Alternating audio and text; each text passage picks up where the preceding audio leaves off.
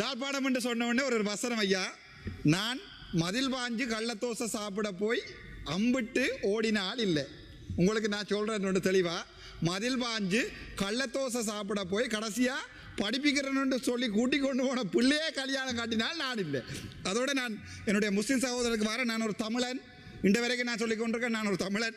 ஆனால் 1976ஆம் ஆண்டு இந்த பாராளுமன்றத்தில் முஸ்லீம் மக்கள் தொடர்பாக கதைக்கப்பட்டதன் பிறகு நான் நினைக்கிறேன் வரலாற்றிலே மறுபடியும் ஒரு தமிழ் தலைவன் 1991ஆம் ஆண்டு வடக்கு மாநிலத்தில் யாழ்ப்பாணத்திலிருந்து முஸ்லீம் மக்களை வெளியேற்றின என்று பிழை என்றதையும் சொல்லிக்கொண்ட ஒரு தமிழனாகவும், அதே நேரத்தில் இன்றைக்கு புத்தளத்தில் பிஸ்மில்லாஹிர் ரஹ்மானிர் ரஹீம் அதை சொல்கிறதால என்னுடைய ஆகமம் பாதிக்கப்படாது. நான் ஒரு தமிழன், இந்து. ஆனால் நான் ஆசைப்படுகிறேன்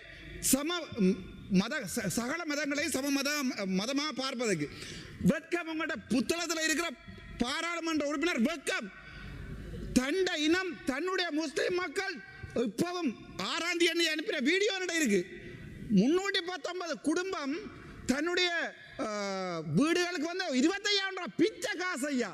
அந்த பிச்சை காசை தரமாட்டேன்றதுக்காக உங்கள்கிட்ட பாராளுமன்ற புத்தள பாராளுமன்ற உறுப்பினர் சொல்லியிருக்கிறார். முழங்கால இருந்து வீடியோ போடுறாங்க.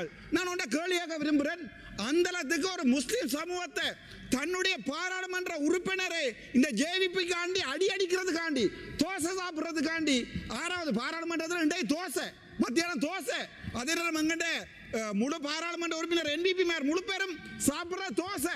ஆனால் நாங்கள் தோசை சாப்பிட்றோம், நாங்கள் வடையும் வாழைப்பழம் தான் சாப்பிட்றாங்க. வெக்கம் தன்னுடைய முஸ்லீம் சமூகத்தை கூட அந்த 25,000 ரூபாய் வேண்டி கொடுக்கலான்னு 319 குடும்பம் கடிதம் எழுதி அனுப்பியிருக்குது. இன்றைக்கும் 6ஆம் தேதி தலைக்கு மேலே தண்ணி நிற்குது. அந்த இடத்த சொல்கிறேன் நான். எங்கேண்டு விருதோட வட்டாரம் 601 கீழே புழுதிவயல் பிரதேசத்தில் GS கிராம சேவகர், அவர்கிட்ட பேர் வந்து முசாஃபிர், அவர் ஒரு முஸ்லீம். அதே நேரம் அங்கே இருக்கிற DS அவட பேர் முந்தல் GS அவட பேர் வந்து இமேஷா பெரேரா. வெக்கமையா அவங்க உங்கள்ட்ட கேட்குற ஒரு 25,000 ரூபாய் காசு 2 லட்சம் 3 லட்சம் 10 லட்சம் 15 லட்சம் போயிருக்கிற நேரத்தில் அந்த முஸ்லீம் மக்கள் இந்த NPP பிச்சைக்கார அரசாங்கத்திட்ட கேட்குறது ஒரு 25,000 ரூபாய் காசு. தெற்குல 75,000 ரூபாய் 50,000 ரூபாய் கொடுக்குறீங்க. தண்ட சொந்த இனத்துக்கு எனக்கு விளங்கையில் இவர் 5 நேரம் தொழுறாராண்டு. தண்ட சொந்த இனத்துக்கு எனக்கு ஒரு முஸ்லீம் நண்பர்கள் எடுத்து கவலைப்பட்டாளுகிறார்கள். தம்பி நீ ஒரு தமிழன், உன்னை நாங்கள் எனக்கு என்னுடைய புத்தகத்தில் என்ன கூட விமர்சிக்கிறது முஸ்லீம்கள். ஆனால் இன்றைக்கும் நான் எனக்கு கிடைச்ச 7 நிமிஷத்தில் காலமாக கிடைச்ச 5 நிமிஷத்தில் முல்லத்தீவு நன்றி கிடைச்ச அந்த 5 நிமிடங்களையும் நான் வடக்கு மாநிலத்தில் எத்தனையோ விடயங்கள் கதைக்கிற இருக்கிறது. ஆனால் நாங்கள் இன்றைக்கோ ஒரு நாள் ஒரு முஸ்லீம் சமூகத்துக்கு துரோகம் செய்திருக்கிறோம் என்று என்னுடைய மனச்சாட்சி, இது என்னுடைய தனிப்பட்ட ராமநாத நச்சுனாவினுடைய மனச்சாட்சி சொல்லுகிறது, விளவிட்டிருக்கிறோம் என்று. அதனால தான் இன்றைக்கும் தந்திருக்க 7 நிமிடத்தில் கதைக்கிறேன். அதை விட அறுவை காடு எனக்கு விளங்க அந்த முஸ்லீம் ஃபைசர் மந்திரத்துமா நிற்கிறார் வரியலை தண்ட இனத்துக்கு கொண்டு கொழும்புல சேரிக்கிற குப்பையை கொட்டுறாங்க. வெக்கமா இல்லையா? எவ்வளவு பெரிய போய். உங்களுக்கு 5 வருஷம் தான் பாராளுமன்றம், அதுல எந்த சந்தேகமும் இல்லை.